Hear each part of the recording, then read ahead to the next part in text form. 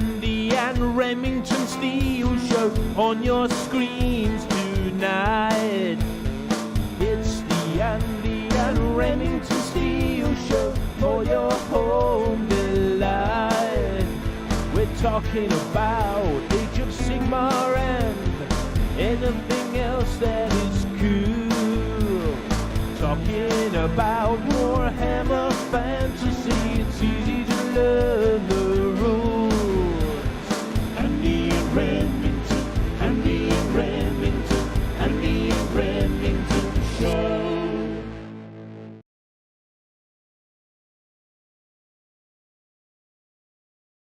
Welcome one and all. It's time for the Andy and Rem Show, episode 117, Bad Squiddo Special. Now, as you can see at the side of the screen here, we've got a bit of a stack. In fact, my face was temporarily obscured there. Let's get rid of that. There we go. So, look at this.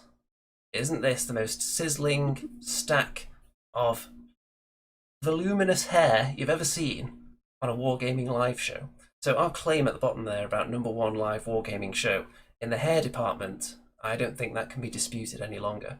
So first of all, Mr. Remington, hello as always. How are you this evening?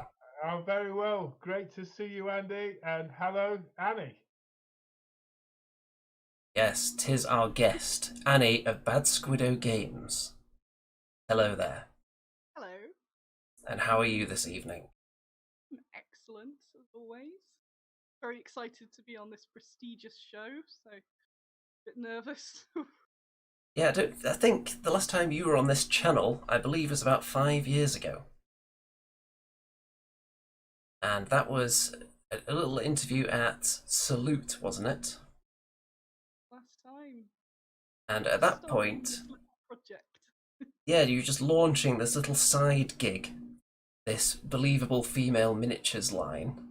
And as people can see on the screen right now, it's turned into quite a vast multimedia empire almost.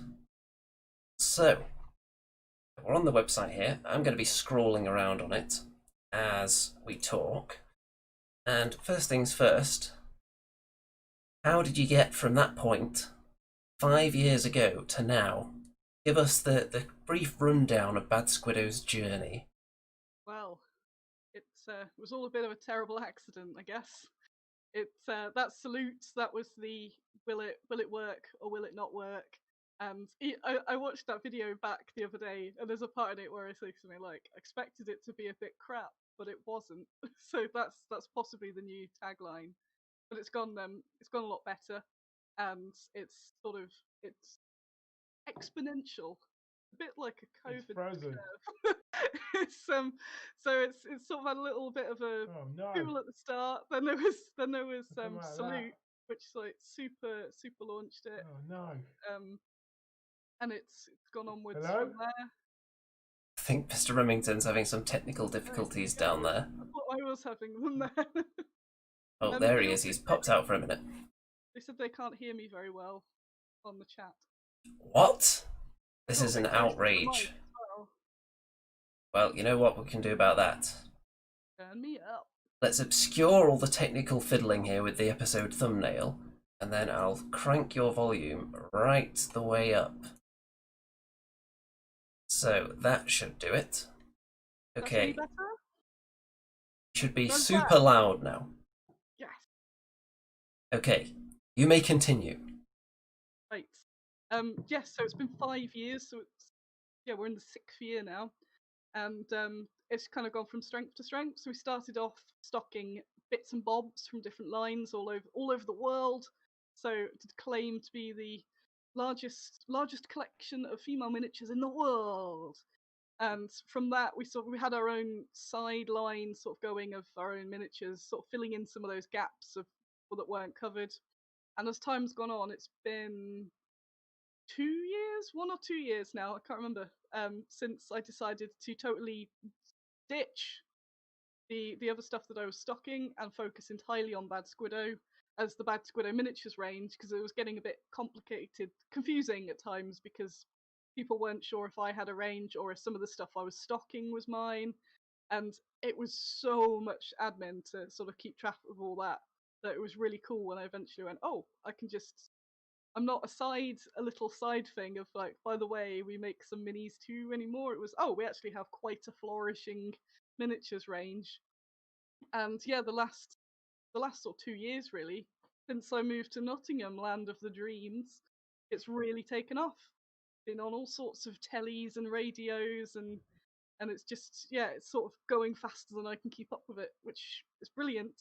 And Yeah. that first salute gave me a real big, like, in terms of the amount of people who said it was much needed and all that sort of praise. And now you finally peaked by getting back to this channel after 5 years, which is, some might say that your exponential climb to the top started with that interview. Yes, that is where it all tracks back to be honest. That's extraordinary. So you conceived a multi-million pound empire from here, and then brought it to the world for us to see, and brought it to Remington Industries. Yes, yes, that's exactly. I'm a little bit smaller than multi-million pound industry, but nearly there, nearly there. I figured if I bask around GW enough, that the money will sort of just absorb into my skin, and then I'll have some massive stocks. So Well, something's working. I love your miniatures and I love your website, and it made me want to collect them. yes. Well, we'll Excellent. go through all the miniatures very shortly, and Mr. Remington can point out precisely the ones he's going to be ordering straight after the show. But incidentally, by the way, after tough negotiations, then I've managed to obtain a really nice code that you can enter in the checkout at badsquiddogames.com when placing your order. If you put in Andy2D6 in there, with any order you'll receive a free chicken. Isn't that just about the best deal you've ever heard in your life? May backfire, and I may be going, I'm not made of chickens. I think we can do a better deal with the hashtag Rem. So you get the chicken with hashtag Andy, and maybe you get like a discount with the Rem. How about that? You Slide get by it. you get a discount on your chicken. Well, the discount will actually come out of Remington Industries' profits. How does that sound? We haven't actually said what Bad Squiddo does, apart from my. No, what does Bad Squiddo? What is Bad Squiddo? What is a Bad Squiddo? So we focus, although we've started putting little tentacles out to other themes. Focus. We focus on believable female miniatures. So 28mm is the main part of it, because that's where I've come from. Before I knew Andy, before all this actually, when I was part of the Warhammer tournament scene, I used to play a lot of Warhammer 8, and I don't know where I was going with that. so Well, they're the magic words. that's Warhammer why 8th edition. so that's why it's sort of 28mm sort of been my gaming history. So that's where we started and have continued. But generally, the whole thing that links the entirety of Bad Squiddo is female miniatures that are non-sexualized, which shouldn't be a niche, and it's getting a lot better. Other companies are all starting to actually realize that not every model needs to be in a chainmail bikini.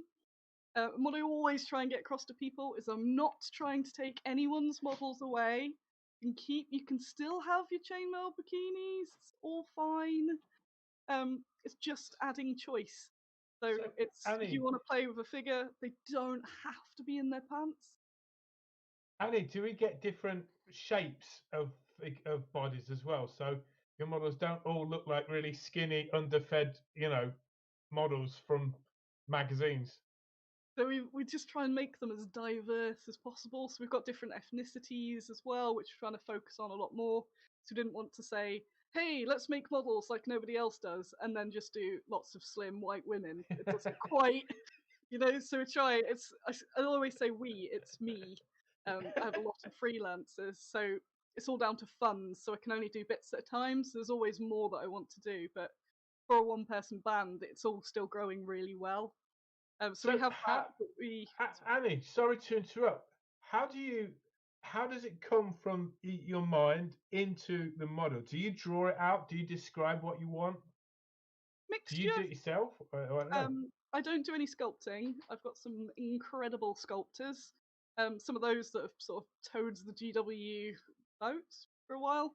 But I come up with the concept for them all. So it depends on particularly what range it is and what sculpture I'm using. Some like to be given absolutely every bit of detail. Others, it can sort of bounce ideas off each other. When it comes to things like World War II miniatures, I just do loads and loads of research, and the detail for that is down to, their expressions, their hairstyle, the little details in the uniform, the poses. So sometimes that's all like mixture of photos, or I do some really bad sketches.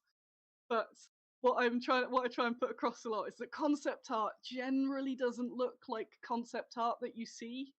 Actual practical concept art's usually pretty bad because it's very sort of stick figurey, and because all you're doing is I'm doing a lot of hand gestures as well. Yeah. Um, all you're doing is just explaining where things go. So there's no point, spending a long time perfecting your beautiful drawings. So that they tend not to get shown a lot because they're just pretty terrible. Occasionally, I treat. Speaking of World War II, we're on the World War II section at the moment. The audience are salivating over it. We're on the British section right now.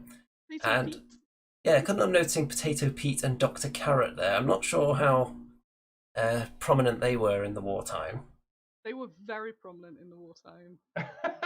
Whilst we're on that section, that's a bit I need to update with my lovely pictures. That's one of the things I've been running around for last week going, I need to update them. I've got all lovely painted pictures. That bit. Yes, Potato Pete and Dr. Carrot are are things indeed. They were wartime poster boys for eating your potatoes and carrots. It was more growing your potatoes and getting crazy laser eyes with carrots. I love those evacuees because it reminds me of stories my dad used to tell me when he was a kid. He was evacuated and sent to the countryside to live with people he didn't know. And they posted him off like 6 years old on a train just with a piece of string around his neck and a sign with his name on it. And that was it. I really like doing the research for those because you get all those little stories and it's really sweet. Is that the word? I don't know. But yeah, it turned out invokes a sweet. lot in people, that particular range, especially the sort of living memory nature of it. And for it to have not have been covered beforehand is kind of crazy. So I'm glad that I'm able to do that. We've got some love in the comments for chicken and also for Potato Pete. So there's some crossover potential there. If someone wants to order Potato Pete, obviously, and put in the code, the MD2D6 code, then you'd get chicken with that Potato Pete. And you'd have the full meal, pretty much, wouldn't you? Potato Pete adverts are amazing. If anyone wants to whack Potato Pete into image search, he's the guy. What is SOE? What's a Special Operations Executive. So they're sort of like spies. So a lot of those were in France, and they're doing cool espionage type stuff. So like La Resistance. Yeah, but it's basically the British wing. So they worked with the French resistance quite closely, and it was all a bit sort of intermingled.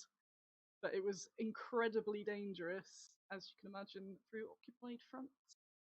And I like having specific people from history, so they're not just generic characters, so I can learn people at the same time. I can educate people on some of these awesome women from history that don't get as much credit as they should.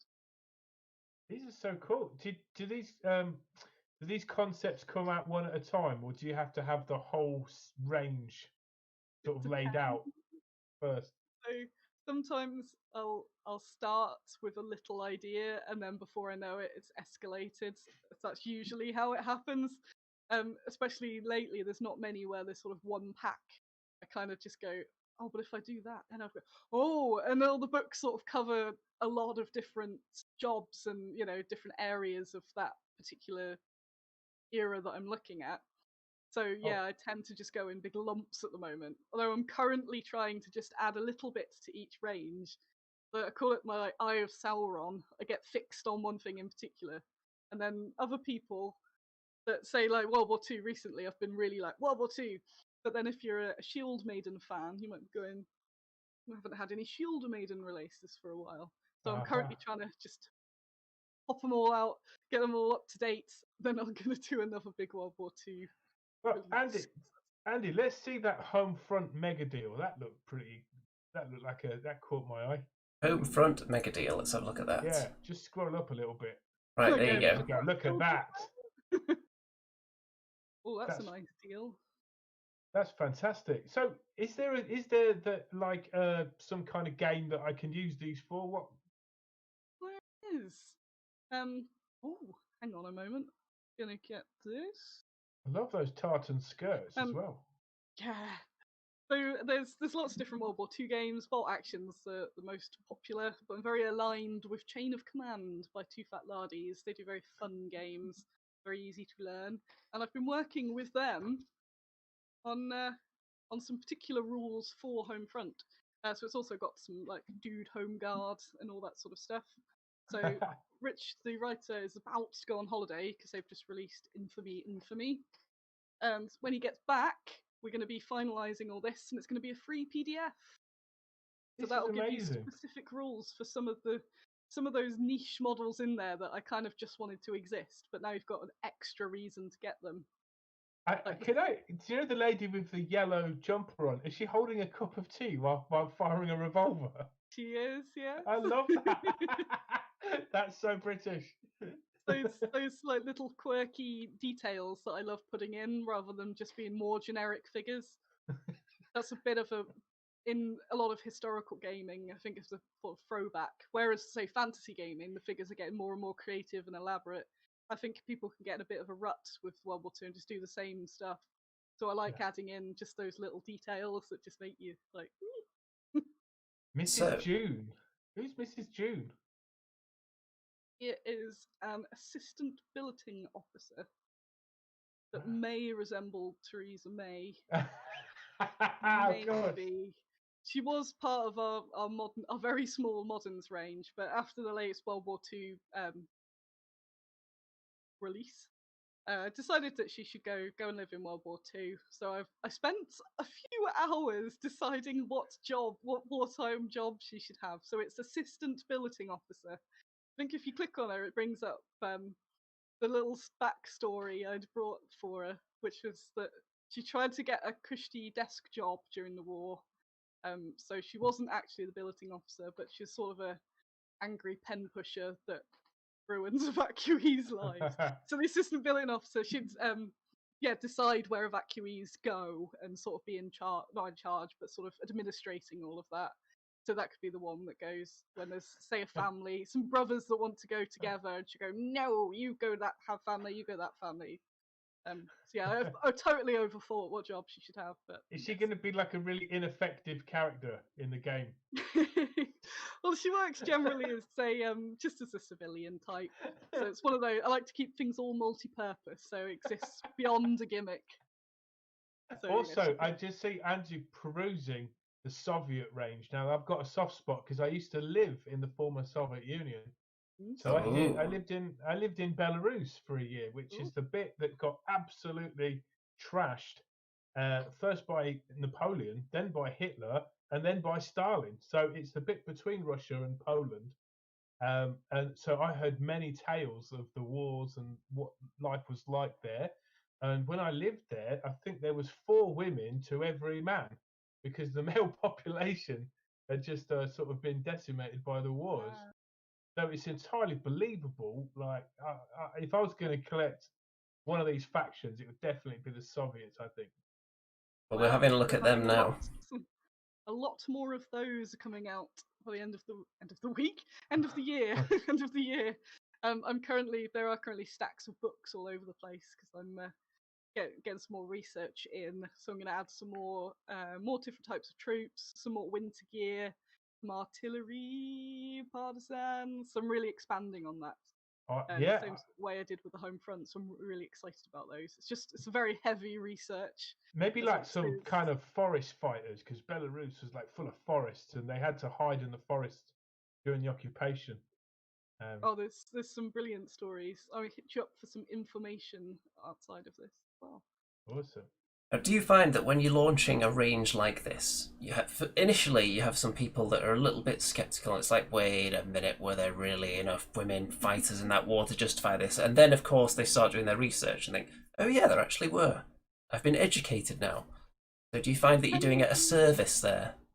It depends. There's some people that you could kind of throw veterans at them and they'd still deny it. Um, but the Soviets a strange one because a lot of people are so convinced that they know everything, and especially when someone tries to add to the knowledge, especially when it's me and I don't have a beard or anything, they're like, "Oh, you don't know anything." Like, I have spent very long researching this. Soviet in particular is one I could bang on for ages about, so I'll try and condense it. But it's basically just such fun. It's really grim, but interesting. Fun's the sort of interesting in terms of wading through propaganda to find the truth. So there's the sort of Russian propaganda to Russia, from Russia to the rest of the Allies, to the Axis. Then there's our own propaganda towards Russia, and trying to like get through all of this to actually find out the truth is very interesting. So like a bit of a game, a little clue game. But there definitely were a lot of women in the Soviet army in World War II, and yeah, it is good. But finally convincing people, but there's still ones that will go, no, or I've got this whole range. Somebody will come up at a trade show and say, "Did you know they actually did have women snipers?" So, yes, I did. No, actually, it just came to me in the night. I thought, sod it, let's make some women snipers. I'm not even going to look up whether they existed or not. Then, So yeah, as luck trying would to have tell it, men more about World War II than they actually know is a bit of a dangerous thing, but they're starting to listen to me, so So Annie, you couldn't get units like this in other miniature ranges. nope. They're like almost entirely just the blokes, are the models. Yeah, there's a couple of companies that might have the odd one sort of in there, but really not. And it just shocked me. It was when I started playing historical games, and I sort of went. The thing that prompted me to do the whole thing was I started playing Dark Ages, and kind of I've been watching a Viking show, and that's got some shield maidens in it. Love it. I thought, oh, I want to get some of those. It's like to Google 28 mil shield maidens, and I'm like, why am I on page Google? Why am I on page 3? This is unknown territory. I don't like it here, and couldn't find just women in chainmail. And that's kind of when I eventually came to the point of setting up Bad Squiddo. It's like, I'm gonna do it. And so many people were saying, well, no one's going to buy them. That's why they're not made. It's like, well, I don't care, because even if nobody buys them, I'll have a set for myself. now, And one or two people have bought them over the years. now you're saying that uh, there aren't other companies doing such vast ranges of female miniatures like this. Is it part of that reason you're strategically underselling yourself? You claim not to be this multi-million-pound business empire. Is that just so people won't see that there's big bucks to be made in this industry and that you can sit atop that pile of cash alone? You wouldn't mention the cash pile, the solid gold toilets. The vault, No, it's just swimming definitely. through gold coins.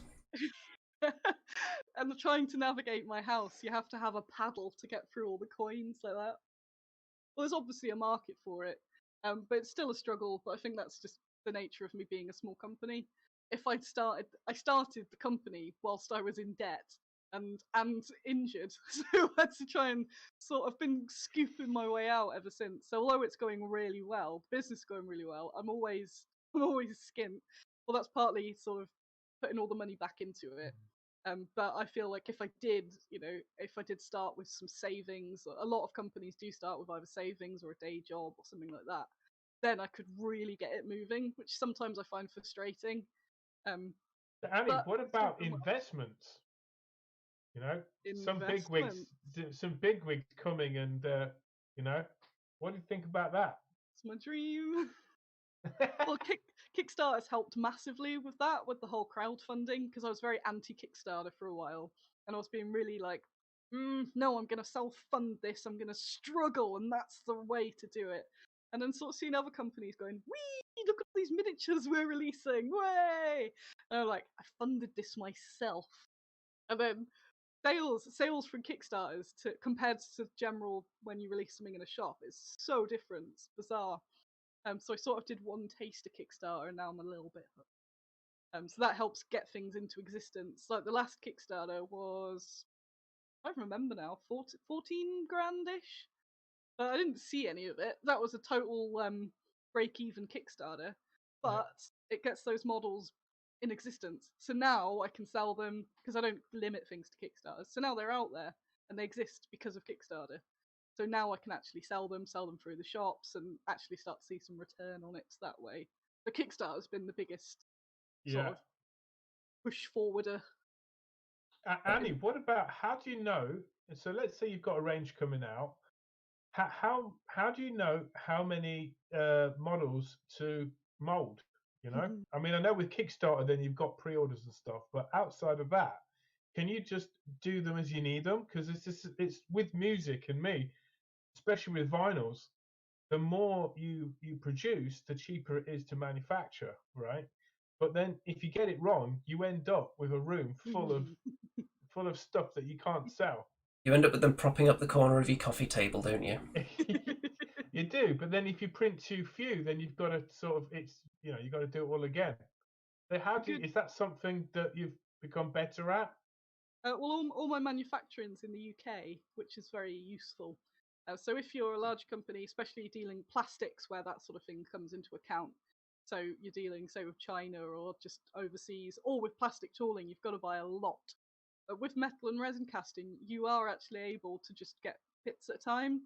So sometimes I'll release something and have so little faith in it that I won't get many of them.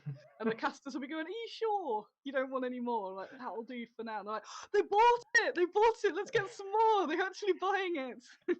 So with that, no, there's no sort of discount on if you buy a chunk at once. And there's things like the packaging and all that, but it's a lot safer in that respect than producing, say, board games and stuff like that, where you've really got to be tight with it. So it's more made to order then. Yeah, because the range is so big now. I usually put a fresh metal order in sort of every week, so doesn't mean that I have to get a huge stack of everything. I still keep everything in stock because I've got a lot of different retailers now, so they'll order, in larger amounts, but it's still not an obscene amount. So every week I'll just sort of top up them all and go bit of that, bit of that, bit of that, rather than like a million of these, which I've done by accident a few times. What I've got one more question for you, Annie. And do you have like kind of a wish list of model designers that you would love to work with? I definitely do. I would like to work with Patrick Keefe, who I spoke to. We started working together. It was one of those bits where we were both going off in different distractions, so I need to boot him at some point. He's been doing digital now. It's hard employing sculptors from overseas because shipping the greens is loads of money because of all the insurance you have to put on, and it gets a bit prohibitive. But now I'm slightly exploring digital. It makes it a lot easier. And Boris, whose surname I can't pronounce, which I really should learn. He's been doing a lot of work for Westphalia at the moment. He is incredible. But generally, it sounds really cheesy, but I love the people who work for Bad Squiddo. They kind of already are the dream team, which makes it even better. They've got so there's a few sculptors, and they kind of specialize in different areas. So it's what they're interested in and what they're good at. They get to sort of like, that's your corner. You do that bit, and it works really well. And I just get really happy getting all my minis from them. All really nice people, so it's nice to have them sort of in the gang rather than these like anonymous. Here is your job. Here is the sculpt. Excellent. They're all, I'd consider them all friends, which is just really nice. When you started listing some sculptors there that you'd like to work with in the future, I'm sure all your current batch just started shedding a single tear. We're about to just swat all their greens onto the ground and just stomp them. But then, of course, you pulled it back a bit by telling them, yeah, you love them as well. You want to have a bit of everything. No, Boris. So how does it work at somewhere like Games Workshop? Are they freelancers and they get paid just to do a range and then it's adios? Do they get a royalty? How does it work? So with me, I buy the sculpts and all the rights. So it's just once that sort of money transaction's done, they don't have any control over it anymore. That's quite standard. Some people do like a profit share, but I find it to get potentially gets quite messy, and there's a lot of trust involved. Where it's sort of like you'll get 10% of all future sales and stuff like that. But I prefer to do the straight up. GW actually are pretty much all full-time staff, so they just get salaried. There's one who is a freelancer who's actually allowed to work for other people. So he works for me as well. So it's really cool seeing like the guy who's done this model for me has done that for GW, and that's cool. But yeah, they generally have salaried workers, and smaller companies like me, it's freelancers. Occasionally they'll sort of own one. Like Westphalia's sort of got Boris at the moment. I'd love to own my own sculptors, but one day. I keep telling them when I'm rich they can all have a separate wing of my castle, but not yet. So we've just there's gone past. sort of a core batch of sculptors that will sort of work alongside a lot of the Annie-sized companies. To sort of you see something recognisable up on another shop, you're like, I know, I see that, and it's this nice sort of like, it's like they're my cousin miniatures or something. So that's cool. I like that. We've scrolled through all the Shield Maidens, and we're on to feudal Japan now, and there's a couple that I'm looking for, and there they are. Shin Whackers. Yeah. Now, these look awesome, man. These two jump out at me straight away. Just the fact that they're called Shin Whackers. Is there some historical reference to them being referred to by that name? There is absolutely zero historical reference. I just like the idea of them chasing these dudes, whacking the shins. Seems like a good thing to call them. And why not? Why not? And there's a bit of an animal theme as well, it's safe to say, on the Bad Squiddo website. Not only just in the animal section, which we're going to get to, but in some of the other ranges there are just animals that'll pop up. So obviously, anyone who's followed any of your social media for years will know that you're something of an animal lover. At the very least, a bit of a guinea pig aficionado. The humble guinea pig, yes. So obviously this extends into other animals, and presumably this wasn't part of your original mission statement when you started Bad Squiddo. It wasn't to just have so many animals on there as well. So how did that start? I don't even know. I think I started getting to a point where I'm like, I have the power to make any mini that I want exist. So then obviously it got out of hand. So again, everyone does the same sort of stuff. So everyone, it's a bit of a meme, but generally, you get the same poses, and I just want to see some fun or weird animals, or do them in a different way. So we've got a bear family, and it's not a bear going. Rrr. It's a bear with a little baby bear flopped on top. There's a baby bear, and in part of the brief specifically said doing a blep. I mean, Annie, there's such a huge range. So all this in the last 5 years. Oh yes. And yes. there's more to come. Oh yeah. That's where I wish this investor would appear, and I could just go, yes, let's do all of these things. Because there's so much, and obviously people are every day going, oh Annie, can you do this? Can you do that? And I'm like, I want to, but I have to release in batches because then you have to buy that, and then that gives me the money to make that, and that's why it's sort of exponentially going, which is rather good. Well, you haven't taken it onto Dragon's Den yet, but that's obviously... Oh no way. Next... You're not getting a piece of it, a slice. But yeah, so we do some funny little animals in different type of poses, and that moves on to the Ristal's Terrain, which is a massive now. So 2 years ago, I bought the majority of the sculpts from Ristal's Extraordinary Market, and then we had them all remold, fixed up, totally sort of made from fresh. He's still sculpting, so he's one of our sculptors. If he's watching, hi Ristal, give him a little shout out. So he still works for us sculpting. That meant that we bought the chunk of his older range, which is absolutely lovely, little terrain parts, and he's been adding to it over the years as well. So we work with him, getting that bigger, I guess. So he's doing some super cute things for us at the moment. We sort of swing between super cute and super scary. So he's just finished a load of animal corpses. Well, decomposed animals for your fields. Just talking about how you've got these nice little lovely animal families, and now animal corpses. I like the the Bear family were sculpted at the same time as a lot of the Shield Maidens. So there's the Berserkers there somewhere, and I noticed afterwards that because obviously the Berserkers with the big bear pelt on, they used to be quite big. It's quite small and comfy on mine. It's almost like one of those cute bear hats.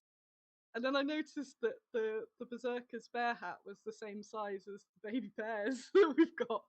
Like, you monsters! How dare you!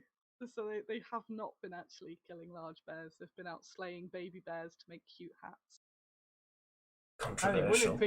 wouldn't it be amazing if, like, DC Comics approached you and said, "We want you to do the Wonder Woman range," because they've got the Amazon army there, and what would you say to that?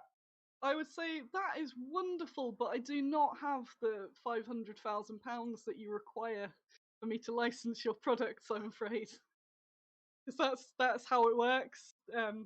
I'd have to pay a lot of money. I've got one. Oh, Andy doesn't know. You can be in on my secret, Andy. I'll tell you after the show. I've got Ooh. one dream license that I'd like to do, and it's very small and weird, and it's definitely I just want to do it because I'm a mega fan of this very small type weird franchise. But otherwise, I'm not going near anything like that because So even if I had the money, you'd have to pay this extortionate amount of money for the license, and then of course you've got to promote gotta sell it. the thing as well, haven't you?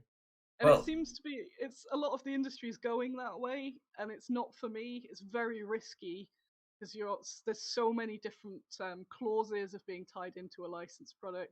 A lot of them do it with Kickstarters, and most of those sort of big Kickstarters that have failed or just really delayed, they're all licensed ones, and it just seems like I'd rather just create new stuff.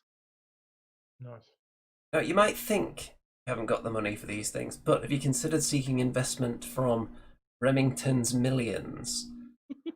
Because Mr. Remington here fancies himself as a bit of a financial whiz, and not only does he have Remington's $1 million ideas, which obviously the name tells you it's just generating untold millions with his Remington finger sponge and his Remington stripper fluid and all these other wonderful ideas that he's had over the years, but also he's been investing. He's been giving us some updates. So in fact, I think we should have our weekly GW stock update right now while we're on the topic of finances, Mr. Remington. Absolutely. Well, I decided I'm sick of all these harebrained ideas and talking about this and that. I'm going to put my money where my mouth is. So what I did, you see back there? Well, there are 4 of 12 Games Workshop fantasy armies that I've collected. And I thought, you know what? I'm going to sell one of these armies. And with the money I get from that army, I'm going to buy shares in Games Workshop. So for a couple of months, I tracked the price of Games Workshop shares. And for many a year, they were dwindling at something like £4 a share. Okay. And then Age of Sigmar came. And then suddenly everything changed. And the next time I noticed, it was £40 a share, then 50, then 55. And I thought, I've got to get in. This is my chance to own a piece of Games Workshop. So I sold an army. So I kind of, obviously bought an army, painted it professionally because you've seen my beautiful paint jobs. Sold it professionally, which was a bit heartbreaking because it was my Beastman army. And then I bought these shares in January. And they ended up costing £61 a share. I bought 10 shares. Now, what's the value of those today? Well, this week, Games Workshop shares hit an all-time high. Yes. Again? Yes, despite the Corona crash. I'm so jealous. And fears of a new, what do we call it? The Great Depression all over again. 2008. 1929, 1930, 1987, we're living through some crazy times. But Games Workshop seems to be riding high throughout it all. And the value of the shares are currently £84 a share. I bought 10 shares, so I've now on a plus £223 in 5 months. So there you go. Is it time to cash out though? No way. I'm not catching out. That's a so if you put that money in a bank, all right, because when you start getting to my age, people start saying, oh, you better save for a pension, la di da. Have you got any savings? And a couple of years ago, the answer would be no. I'm horribly in debt, right? And so I had to change my way of thinking, and it took a lot of discipline and hard work and sacrifice. But I got to that point where I could actually save something. But if I had saved it in a bank, with what's happening currently, you have negative interest or such small interest that it actually costs you to have savings almost, right? So I decided, well, let's try the stock market thing. And the first rule of investing is invest in what you know. And I know Games Workshop, man. I've been buying their stuff for 30 years, right? Anyway, so that's what I did. And it's 36% up in 6 months. Can it still go on? I don't know. Should I cash out? I'm holding on for a bit. Who knows? But there you go. I thought you'd like to know about Well, Remington's Millions. you know how many Bad Squiddo bundles you could buy with that money if you cashed out? Quite a few, and then obviously you'd get a free chicken with that order as well. That'd really make it worthwhile. Wait, There's a selection of 10 different chickens that you could get as well. So it'll be like Christmas. Well, If you've I'm got any spare investing cash, Rem. well, I'm currently doing a halfling army. Right, that's a halfling riding a sheep with a broom as a weapon. But I'm currently doing the final touches to that halfling army, and then I'll be ready to start my next project. Who knows? Yeah. Now, Mr. Remington, I'm going to draw your attention to one comment in the chat here, which you might like. So, Mickey Jenver says, I thought when you get to Rem's age, you started drawing your pension, not saving for it. Would you like to answer that? That's just nasty, Mickey. It's just really nasty, man. Sort of hard abuse you guys get every That's week. nothing. Andy, this is nothing, man. This is like I get abuse every week from this guy. Yeah. So, we're looking at guinea pigs now. Guinea pigs and bunnies with guns strapped to them. So, I think you're going to have to tell us a little bit about this one for the people that have just been staring in disbelief at their monitors and their phone screens for the last couple of minutes. These are the War Pigs. The War Pigs, which will eventually be a game. I get it's one of those things that keeps me awake at night. We've been developing a game called War Pigs for these. It's very long overdue, which is my fault because I have so many plates to spin. That's the one. That it's kind of fell away at the moment, but the models are there. Once we get the game ready, then there's going to be a big wave of more models.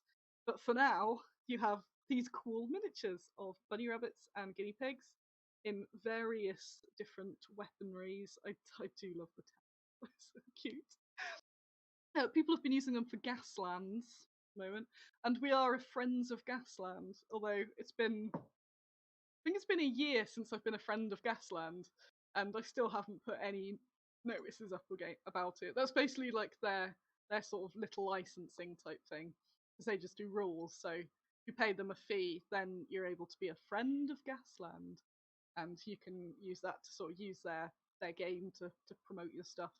But I've just been paying and not promoting it because that's another thing I'm behind on. But they are very sweet. They can also work for all sorts of sci-fi games as little familiars. The Cappy Cannon's getting remolded soon, so it'll be back. That's one of my favourites. They're just really cute. They've had quite a surge in lockdown of sales, those particular models. So I'm wondering what people are doing with them.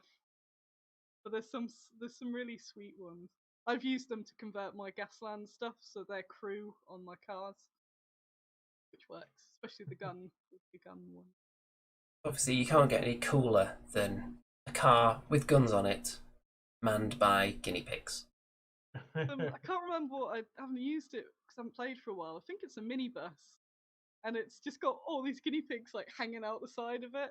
Most of them aren't weapon; they're just sort of like, and then there's a few with guns, and it's absolutely terrifying. But I kind of gamed it a bit as well, so that it's quite a hard, not list, only a couple of vehicles. They're pretty solid, the guinea pigs firing out of a minibus.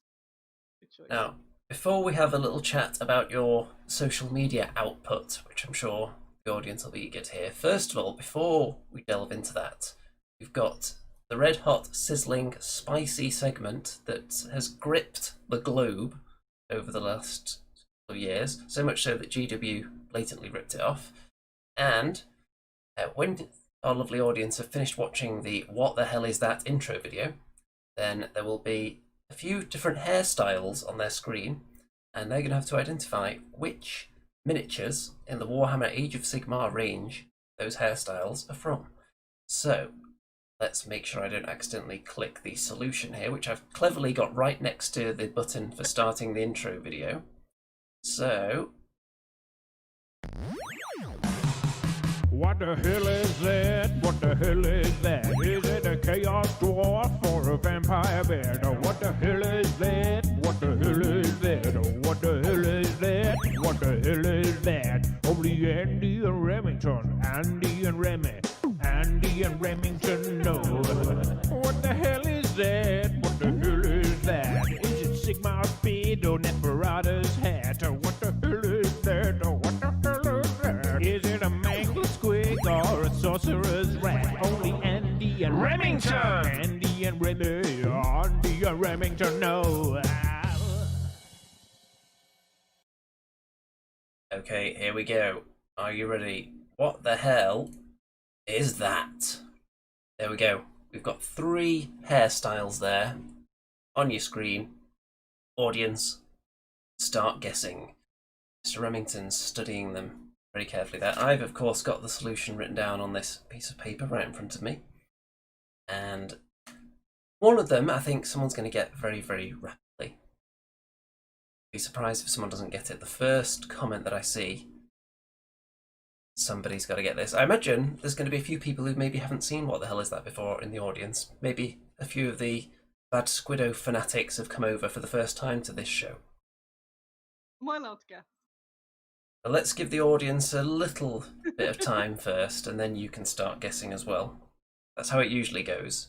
Don't be right. I so- think that one in the white looks so familiar. I'm sure I've painted that recently. Ooh. You may well have done. People implementing the What the Hell Is That theme song, which of course people can obtain a high quality digital copy of that if they are a Patreon backer at a certain level. Okay, so Rushi guesses witch elves. You might be on the right track with one of them there, but needs a bit more specificity. Peter says, is it a ghost from Scooby-Doo? No. Roshi says that's the best song ever, and that might be pushing it a little bit. I haven't heard this, so I'm going to have to listen afterwards. Very intrigued. Listen to that. It took me about 9.5 minutes to record it. We definitely need to talk Bad Squiddo theme tune. I'd love that. That'd be great. Remington Industries branching out into theme tunes for other shows now. Investing with music. I'll be happy to. It'd be cool. It's made. Oh, we've got someone that's correctly guessed one of them so far. So Neil says Neve Blacktalon. Yes, the one on the right is from Neve Blacktalon, Stormcast character. Stormcast. Heresy. How could you feature a Stormcast miniature on this show, Andy? Well, considering it's been an Age of Sigmar show for over 100 episodes, and Stormcast seem to have a new release every month, then I think we've featured quite a few pictures of them over the years. Okay, is anyone going to get the other two? Okay, I'm going to open it up to our expert panel as well now. So we need the middle and the left. Mine was pretty vague. It was just the left looks very witch elfy. It does look quite witch elfy, and in fact, I'm going to say that Mickey has got this one right. She says Medusii, or I think she actually says Melusii, but close enough. I think it is supposed to be Medusii. So that is the one on the left. It's Melusii, Andy. Well, whatever. The Blood Sisters. That's yeah, that's great. I thought that was a Nighthawk miniature, but there you go. I've literally just finished a Nighthawk army. I still didn't get it. You thought that hair was Nighthaunt. I did. Okay, well, just the middle one now. Then I'm going to get this. Is it? You sure is it a hairdo or is it a tail? It's definitely hair. It looks like one of those hairdos where it's bold and then there's just the ponytail with a little like ringed bit. That's Well, I'm confident no one's going to get this now. So I think I'm just going to reveal the corn, solution. corn. No. Here we go. Solution is popping up right now. And that is magnificent hair in the middle. It's actually from a Cipher Lord. There you go. There's the solution. The award-winning segment that GW ripped off. Except they don't do it nearly as well as us because you have to wait for sometimes up to a year or more to find the solution to their, what do they call it, rumour engine. It's not quite as catchy, is it? You won't hear any... Instant gratification here. Yeah, you won't hear any theme songs with the rumour engine. That looks pretty. Unless they want to pay me to do one, that'd be pretty cool. Oh, there you go. That Cipher Lord looks really good, doesn't it? Right. Yeah, it's cool. So let's get rid of that. So before we dive into this week's instalment of the Forest of Rem, let's touch on Bad Squiddo social media output. So obviously you have quite a following on certain outlets. Obviously your YouTube channel, which is linked below, isn't as vast as this one just yet, but you do have one regular feature, one regular show. My main show is called Sunday Morning Coffee. Every Sunday morning at 10 a.m. in British time, whatever that is. We're in BST at the moment. And it's a half hour to an hour, usually the hour, of me talking stuff. So it's sort of a roundup of the week and the plans. And I usually have a little show and tell. And it's all very chilled. And it's like this, where we've got the nice fun chats. A lot of people come on just to hang out and chat to people in the chats. It's very lovely. And then I occasionally just put the odd other bit up on there. So. Subscribe! Ring the bell! I'm not sure if Mr. Remington knew there was a 10 a.m, but now he does. I have one person who gets up at 5 in America to watch it, so there's no excuse. Oh. Yeah, big stuff. And I'm aiming to get some more content other than just my Sundays, but at the moment the Sundays are good.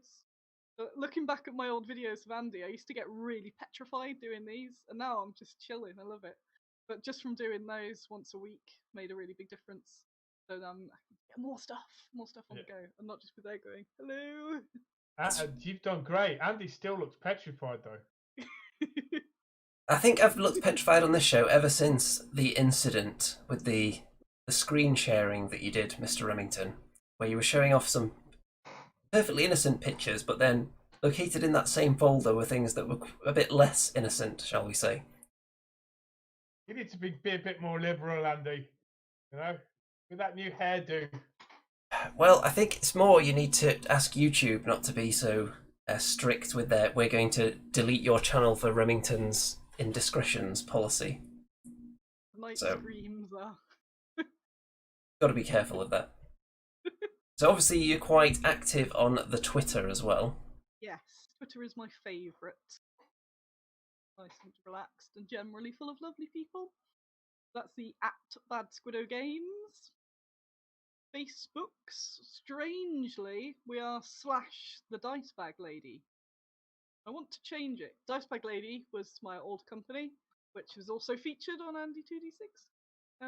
And I want to change it, but it means that everyone who's got it bookmarked will look like I've been deleted or something. So it's just going to stay at that, because why not? But also if you just put Bad Squiddo Games into Facebook, it will come up. And of the last couple of years, Instagram, who knew it? So kind of put a bit different on each one to lure you across them all. But generally just put Bad Squiddo Games into any social media and you'll see my face. Okay. So, with that. And my minis and stuff. And guinea pigs. Yes, guinea pigs. There are lots of guinea pigs. Free beer reviews on Instagram. There are lots of guinea pigs very close to you right now. None of them have tried to make a leap into shot, which is surprising considering the A-list show that you're appearing on right here. You would think at least a couple of them would be getting a bit fame hungry by now. Words. They're mostly flat. Oh, as you say, it sponges coming up like that. Surprised they have not leapt in. So, 5 of them. Mr. Remington, I believe you have your instrument ready to pluck live on the air, because it's time for... If What the Hell Is That is the number 1 segment, this is definitely a close 2. It, of course, is the Forest of Rem.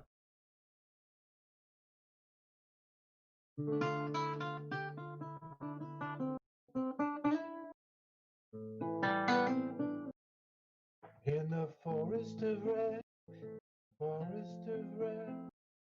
boys become men in the forest of red. Annie and Rem in the forest of red. Andy and Annie, Rem, a new adventure in the forest of red.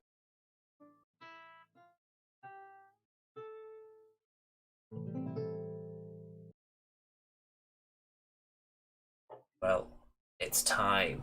So, audience, you may remember last time Remington came across a strange light in the distance. Turned out to be from a dwarven mine that was in some kind of a panic. And after taking some time out to pick up gold coins from the ground and kind of ignoring the whole panicky situation, Mr. Remington ultimately was dispatched into the mine with a dwarven sidekick to deal with strange goings-on taking place inside that mine. Sacrificing at the first opportunity his dwarven sidekick to protect himself from an extended tentacle, Mr. Remington wasted no time in doing that, didn't even ask for the poor chap's name, just instantly, "You are now a dwarven shield for me, oh no, you're dead." However, Mr. Remington possibly paid a price for that, as he was attacked by further tentacles and ended up tripping down a mighty crevice and plummeting, and that is where we left off last week. The audience were asked to chip in with some information on what Mr. Remington might have landed on after he plummeted down this crevice, and that is where we're going to start. So, as Remington plummeted down the crevice, a faint light emitted in the distance. That should give you some idea just how far Mr. Remington had to fall. In fact, he grew quite weary as he continued to drop through this chasm. Finally, what came into view was something so grotesque and hideous. His eyes could barely pass the information accurately into his brain, and he became rather dizzy. Mr. Remington landed with a splat right into a giant purple gelatinous cube splodging into its mass next to 2 floating skeletons. Mr. Remington, how will you proceed from this perilous position you found yourself in? It sounds like quite a lucky fall there, doesn't it? Because I've landed in a gelatinous cube, so it's very soft, right, and squidgy. It is, but it's also slowly digesting you. Oh God! What? I don't know what to do. I'm half naked, and I've got. Well, shall we remind you of the equipment that you have with you? Yeah, please. So, if I recall, you have a sack, like a self-filling sack. You have a shiny dagger with a magical shimmer to it, not just any kind of shine. You have a lot of gold coins, which you filled the sack with, which you stole from the dwarven miners as they panicked and fled from the mine. And you also have your mandolin. And I've also got that little finger glove thing, no? You've got That little- your hand has a flesh puppet on it, which is sleeping still. Ah, right. I've got an idea. Don't you have hooves as well? I have hooves. I'm gonna try and roll off, and I'm gonna try and feed the finger puppet to the gelatinous cube. So you're going to try and roll out of it I am. and offer up the flesh puppets from your hand as a snack. Yeah. Okay, we're going to need you to roll dice then to see how well you can pull off this maneuver. Okay, here's Remington's famous skull dice here. You can see there are different numbers on it, not just the one. Remington! It's a 6. A 6. Okay then. Mr. Remington, using his dagger, with expertly rolls like he's like lightning, just rolls straight out of the cube, attempts to feed his snoozing flesh puppet to the cube. However, cube, curiously, is not interested and just gives it a pleh and spits the flesh puppet back onto your wrist. Not interested. So, as Mr. Remington looks around him, he finds himself in a large, dimly lit dungeon. The gelatinous cube splodges away into the corner. It's uncertain whether it's out of shame or guilt, or whether it needs to recuperate from that mild snack that it had. Maybe just a couple of top layers of Remington flesh that it had there. It needs to digest those. In this chamber, there is a chain on the ground. Can't see where it leads because the lighting does not extend that far. And there is also a severed hand on the ground beside you, with claws, a furry severed hand. What will you do? Does it have any jewelry on it? It does not. Ah. So all these things to interact with. You've got a chain, you've got a hand. Cube is still there if you feel like communicating with that somehow. There's a chain. Yes. Can't see where it leads. I'll follow the chain, right? Okay. Are you going to just follow it visually, or are you going to like hold on to it and walk along? That sounds like a good plan. Okay, you're going to have to roll the die then to see how well you can navigate this chain. How come everything's always dimly lit? Here we go. Remington! It's another 6. I want to roll it. Things are dimly lit because if they're well lit, then I'll have to describe like 50 times more things in the room at once, which would be difficult to keep track of. So everything's very dark and dingy. Oh, now just before I do that, the people in the audience can instruct me things to do. And Peter Bryan says, well, obviously put the glove on the hand. But Well, it's not a glove, is it? It's a beastman's severed hand, right? It's some kind of beastly hand, and your flesh puppet will not fit onto the glove because it's stuck on your hand still. Oh, well. You have a bond that you tried to separate with the gelatinous cube, but it obviously didn't want any of it. I should do something with this hand that's lying on the floor. I'll put that in my sack. So you're going to put the hand in your sack as you try to traverse the chamber using the chain.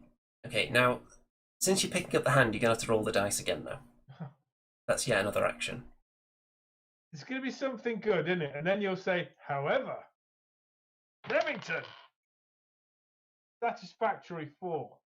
Okay, you pick up the hand, shove it hungrily into your sack, and start making your way down the chain, which is rather slippery, find. In fact, if you look at your hands, you'll see that there's a kind of a purple ooze, which you could attribute to the gelatinous cube. Or, if you're a little bit eagle-eyed, you might think this is a slightly different consistency to that blob. So, Mr. Remington works his way down the chain, down what appears to be an ever-narrowing corridor. Suddenly, from within his sack, you hear a faint scratching sound. Now, perhaps that hand wasn't as deceased as you thought. How will you proceed? You're heading down a corridor. It's getting ever narrower. Scratching sound. Your sack. I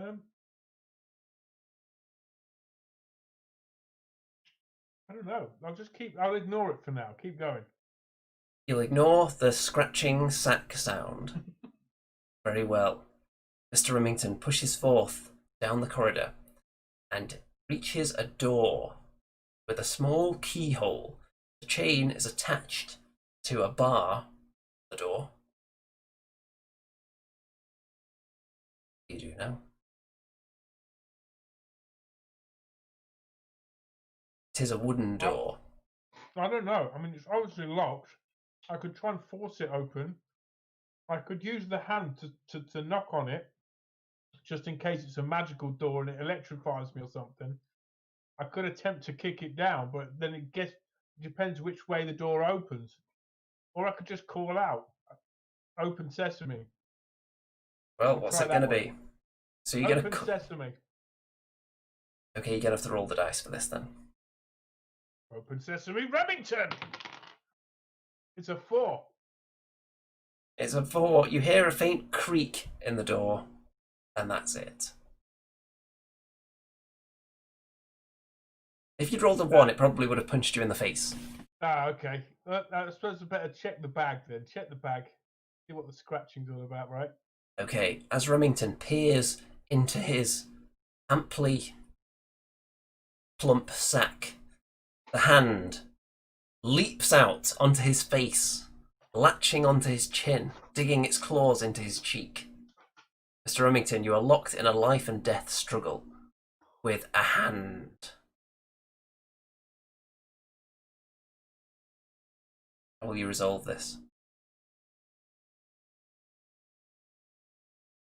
It's going to be difficult to pull a hand off, right? But what if I try and take a chomp on the hand? See how it likes that? It's not expecting me to bite it. Okay, roll that dice. Hand chomping Remington! The 3. That's a little bit below average. You attempt to chomp down on the hand, but instead, the hand grabs one of its fingers inside your mouth and pulls Remington towards the door, bashing his head into it, sending the door crashing open. So it clearly was not locked. All it needed was a bit of a Remington headbutt. Just had go on. Sorry, Andy. Mr. Remington tumbles to the ground. The hand lets go, scuttles away into the darkness, and as Remington looks up, a sight befalls his eyes, a sight that may panic him, if he so chooses.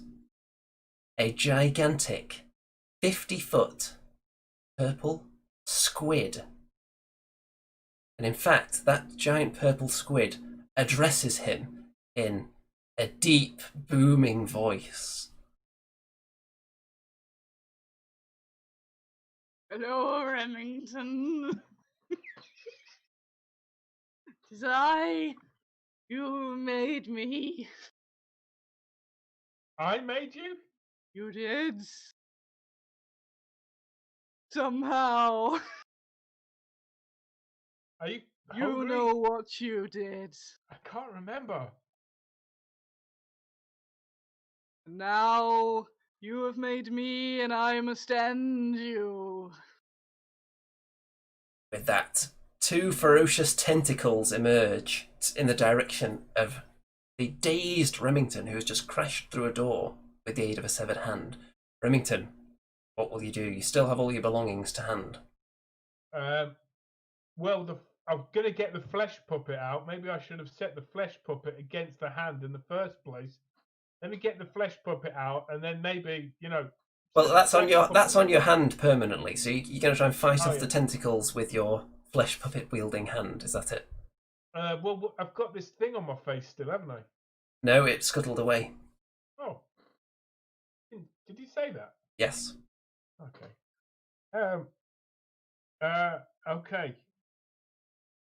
I shall put my hand into my sack, grab some gold coins, right? Because if it's a giant squig, well, everyone knows goblins love a few gold coins. So maybe Squid with a D. Squid?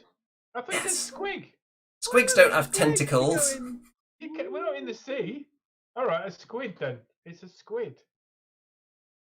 I like squid. I had some Not tin. big evil squids. I had some tinned squid once. Cousins. Yeah, so you've just angered the giant 50-foot Destroyed. squid now. Hey, I didn't kill it. It was already dead. It was no. It was the last thing left in the cupboard.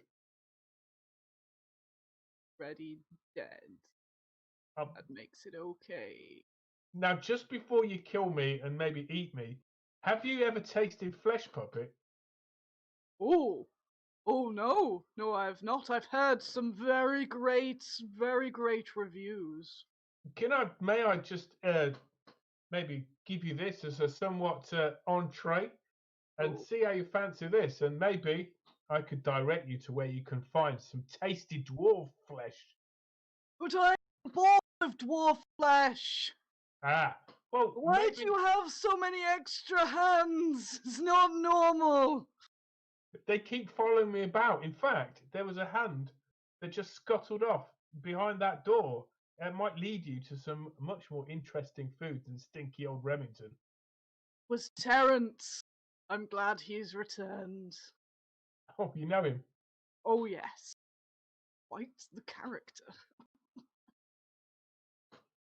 But now the feast. Okay. The tentacles are still coming towards you, Mr. Remington. You're gonna have Now, to. wait a sec. Wouldn't you like to maybe put a little bit of the oil, your oil on the flesh puppet, and just like a soy sauce kind of thing? Under peeling. Let me oil your flesh puppet. There you go. It's a shame Stuart's not here because he was the voice, wasn't he? But yeah, we've doused the flesh puppet with the oil from the giant squid. Okay. It's time to feed the monster. So, Mr. Remington, as you attempt to guide your flesh puppet into the giant squid's mouth, you're gonna have to roll the dice here to see how successfully you pull this off, because this is quite a tricky maneuver. This is a magnificent beast. Roll away. I've looked at the chat and it's not giving me anything constructive. But here you go. Remington! Oh, God. The 3.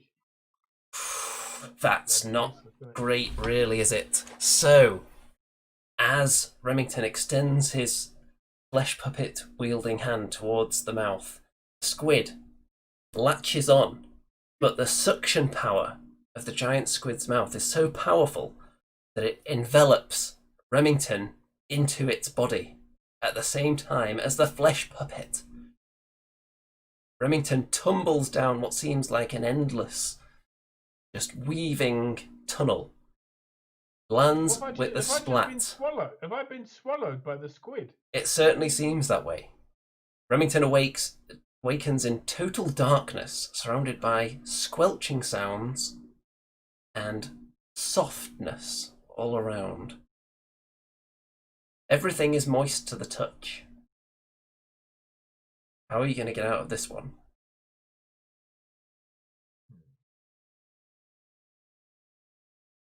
Well, it might be quite a cozy place to stay for a while, right? I mean, it seems safer than that cave with all the perils. Well, I will remind you that your top couple of layers of skin were already digested by the gelatinous cube, and you get the impression that some of the juices surrounding you could have similar properties. So you probably don't want to stick around here too long. Right, but I do have my mandolin. You do have a mandolin, yes. Okay, I'm sure that's going to be very useful in this situation. If I start singing a song, it's going to really confuse that squid, right? Squid. So he's going to be like, "What's this noise coming from inside of me?" And then she might want to just, bring me up. Well, if you want to start playing a song, I'll let the audience rate it out of 10. and then I'll determine the effect that it has on the squid from that. Something that sounds a bit seasicky, right? I'm just going to play some random stuff because it's dimly lit, like everything else in this story. So, I So can't see what I'm audience, playing. give this a score out of 10.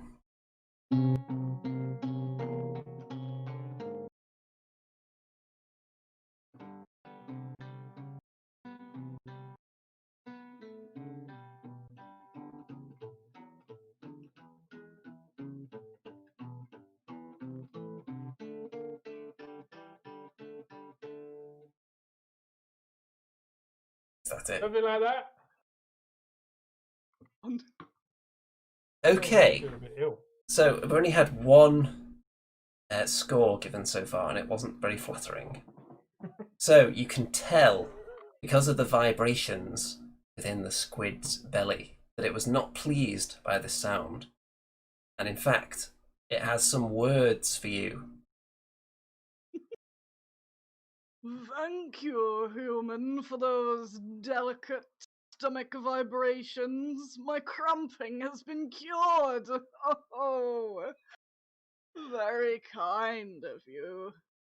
Damn Do it. you have any skin left? Oh no. It might.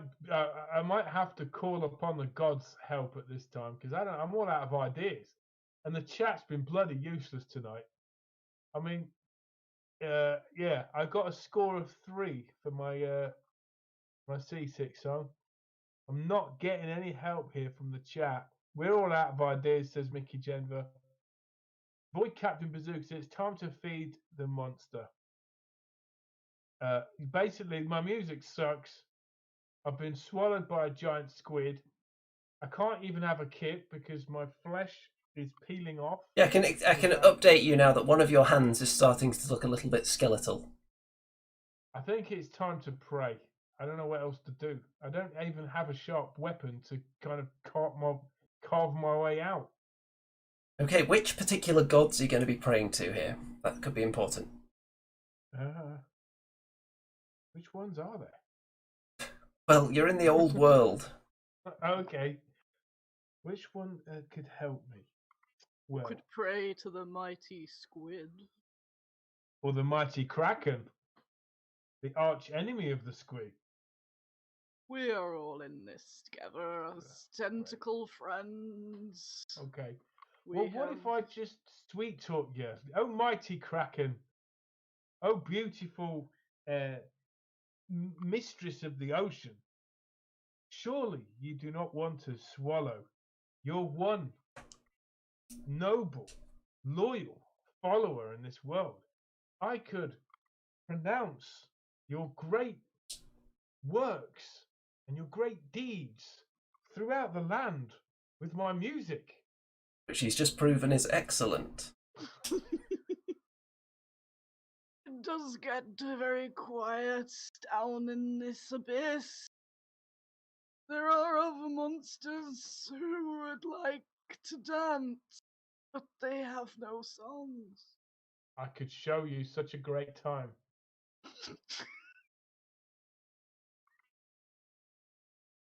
Okay, I think with that last comment, the squid starts to... Eject this from my person, no!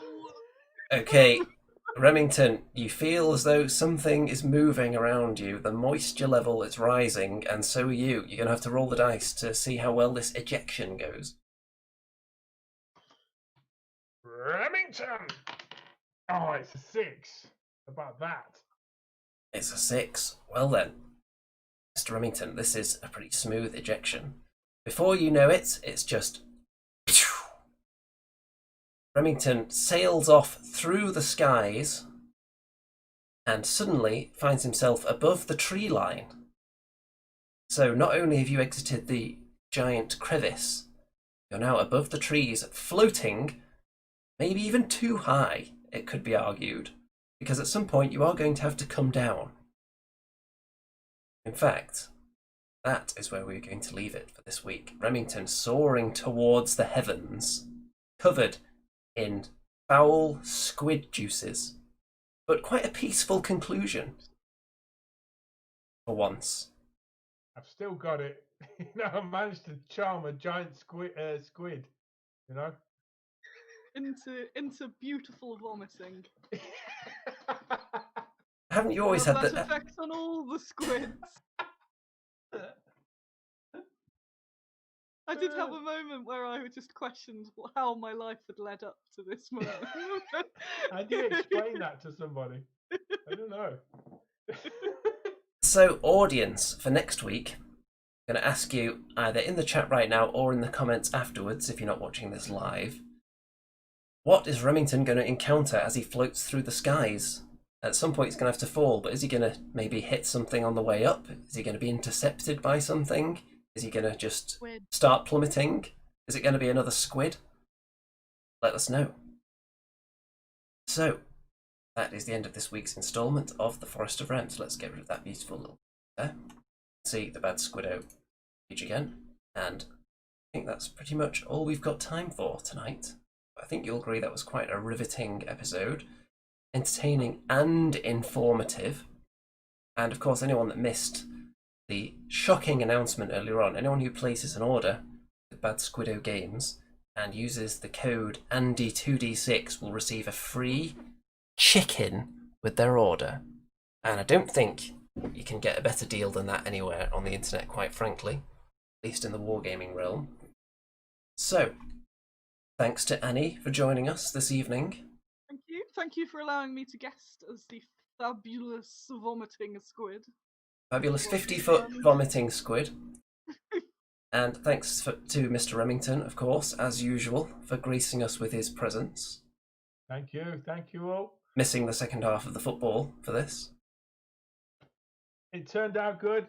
Leicester, late equaliser 1-1. And maybe I haven't asked Annie this, but what if she did a whole miniature range of the Forest of Rem? An idea. Good. I can see your mind. I can see your cogs working there. Little skew on that. I think it's going to be a winner. I don't know if the cogs were working, but there were definitely like dollar signs in the eyes I saw there. This will be my big break. My stocks will go sky high. The backing of Remington Industries. You know what? There's no end to where this could go with Remington Industries behind you. So, I didn't spend hours slaving over this thumbnail in Photoshop for it to be wasted, so let's bring this up on the screen now so people can look at that for the last minute or so. And of course, audience, don't forget to check out all the links in the description, including, of course, all the various Bad Squiddo links that are down there. There's one to the website where you can get all your gaming goodness, make all those purchases and get your free chicken. And there's also a link to the YouTube channel there as well, which soon I think will surpass Remington Steel in terms of subscribers, if he's not careful. And don't forget, of course, to check out all our social media shenanigans down there as well, including the Discord server, which is a hub of activity, Facebook, the various fundraising sources down there, including Patreon, if you want to give me all your money on a monthly basis, which is obviously nice, and there are some bonuses attached to that now. And in fact, because of those Patreon lovely people, what we need to do now is thank some of them. And just as I was trying to look at it, it's logged me out of the page. So let's have a look at, you know what? This is a very drawn out process. Why is it behaving this way? I've logged in on this device many times. Patreon, you know this. Okay, here we go. So, special thanks to the following patrons: Kim, Brad, Eric, Steve, Guy, and Graham. Those are the extra special patrons. And with that, all that remains to be said, if everyone would like to say good night to our lovely audience. Good night.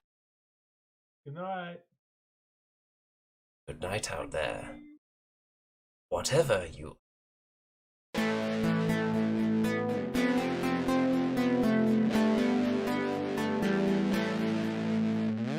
It's the Andy and Remington Steel Show on your screens tonight. tonight. It's the Andy and Remington Steel Show for your home delight. We're talking about Age of Sigmar and